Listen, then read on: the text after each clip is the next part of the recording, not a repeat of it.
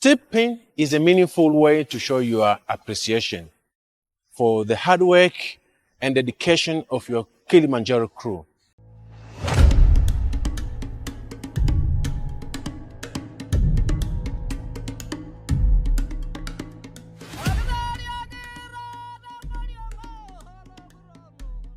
This is another time that I should bring you information about tipping on Kilimanjaro.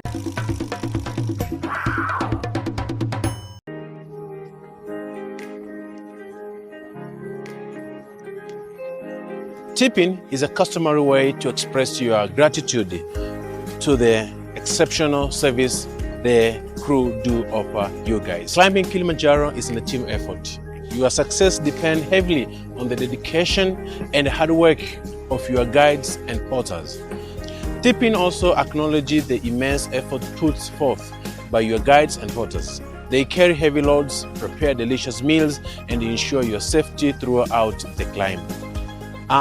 Tip provide valuable income for your guides and porters, many of whom comes from local communities, and tipping do help and support their livelihoods and contribute to their local economy.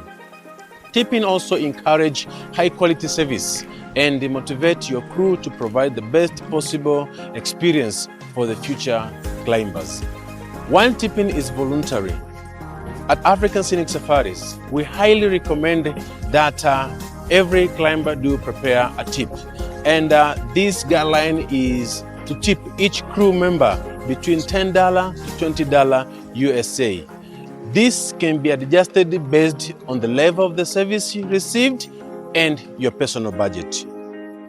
Tips are typically distributed among the entire crew, including guides, assistant porter, cooks, who are also taking you up on the mountain. During the briefing before start of the climb, we will help you to prepare this information well and how to prepare for the tipping distribution. And it's general that USA dollar are generally preferable for tipping. However, Tanzanian shillings are also acceptable.